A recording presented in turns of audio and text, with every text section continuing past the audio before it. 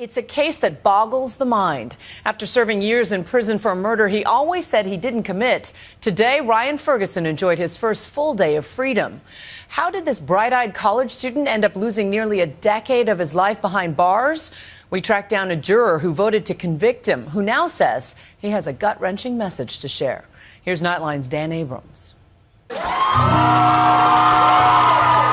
Today, for the first time in nearly a decade, Ryan Ferguson woke up a free man, having spent almost all of his 20s in prison for a crime he always maintained he did not commit. I just hugged my parents, hung out with them for a while, and I knew that I wanted to go to my friend's steakhouse. So steak and family, the second you get out, you can't beat that.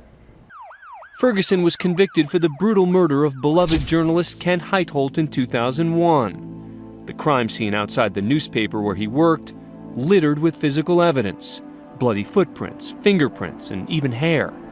But none of it matched Ryan.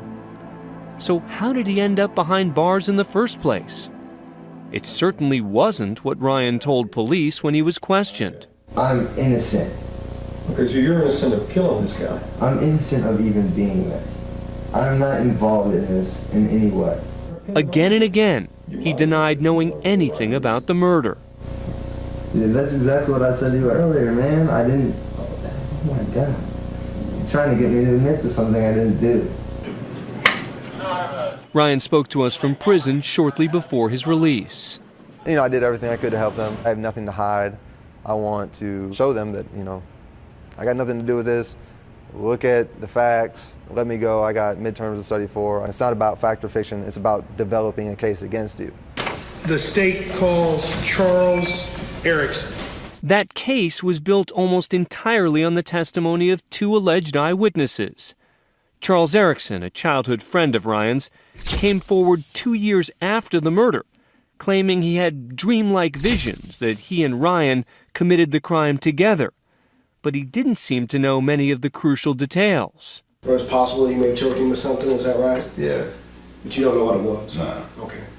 In his trial testimony, however, he seemed to remember everything. He was down here and he had a belt, and he had his foot on his back, on the victim's back, and he was pulling up on the belt. And a second witness, janitor Jerry Trump, identified Ferguson as one of two men he saw in the parking lot immediately after the murder. Would you point to that individual or individuals, please? Yes. It was enough for a jury to convict. The jury find that defendant Ryan William Ferguson guilty of murder in the second degree. Tonight, we spoke by phone to a member of that jury who asked that we not show his picture or reveal his name. Why did the jury decide to convict Ryan Ferguson?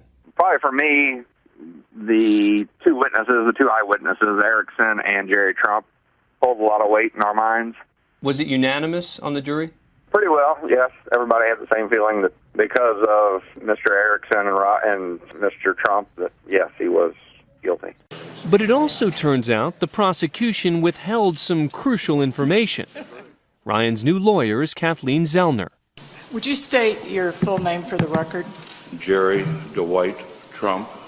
Like the circumstances surrounding janitor Jerry Trump's sudden ability to identify Ryan, and a conversation with Trump's wife that could have undermined his testimony. And then there was another janitor, who the defense team learned later said the two men at the scene were not Ryan Ferguson and Charles Erickson. I said it wasn't them. I told my boyfriend, I told everybody I knew. That it wasn't them? Yeah. And there were witnesses who could have backed up Ryan's account of when he left a bar that night as well. There was a witness saw them right at this point here, saw them walk to the car, they waved, and then Ryan got in the car, made an immediate left-hand turn, and proceeded to take Chuck home. I felt like nobody listened for the most part, and I think that's the overwhelming feeling. You're just a pawn in the system. Apparently Ryan's defense attorney didn't help matters either. I believe if Ryan would have had a better trial lawyer, things might have been a little different.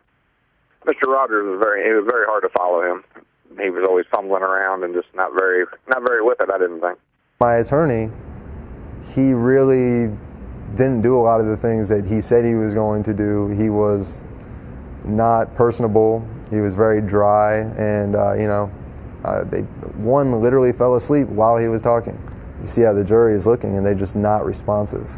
Right before the jury rendered its verdict, yes, were you confident that they were going to come back with a not guilty verdict? I was not.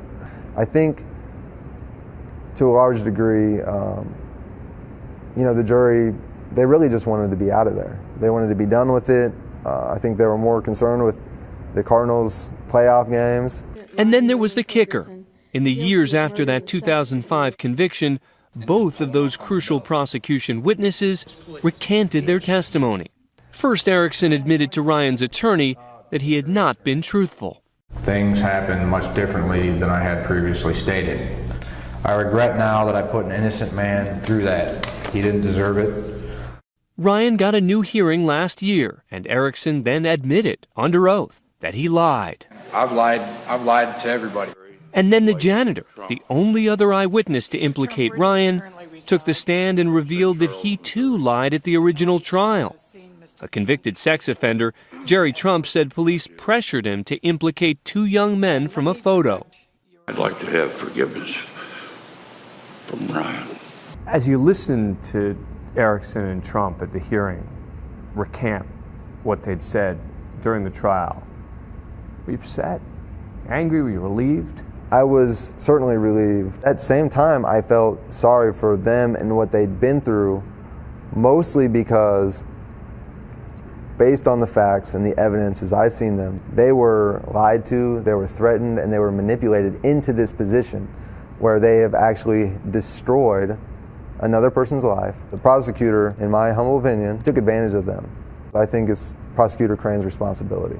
He still won't admit to any action that he's done, and I don't think he ever will. And I can't respect that, and I will never forgive that. But once it became clear there was no remaining evidence, Ryan Ferguson still wasn't released. Why? The new judge, Daniel Green, didn't believe Erickson's most recent account was credible enough to overturn the conviction. But even if Erickson was lying or wrong or dreaming again, Ryan's story never changed. When I read the finding, I was shocked. Judge Green made a lot of very big mistakes, simple mistakes. And I looked at that and I said, my God. There is no case in the United States where a person has remained incarcerated when the only two witnesses against them have recanted. After a year and a half more behind bars, finally last week, an appellate court overturned that ruling, finding, quote, newly discovered evidence clearly and convincingly establishes that he's actually innocent. And then the Missouri Attorney General's office announced it will not retry or pursue further action against Ryan Ferguson at this time.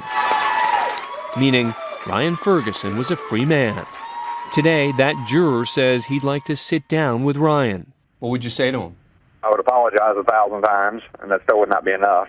I thought about writing him or going to visit him, because I guess in the back of my mind I always thought maybe he was innocent.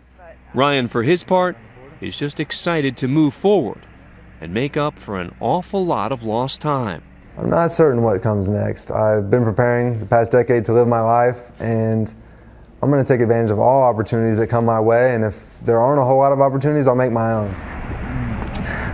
I'm looking forward to it. I think it'll be an interesting process. I got a lot of help and a lot of support, so it'll be good.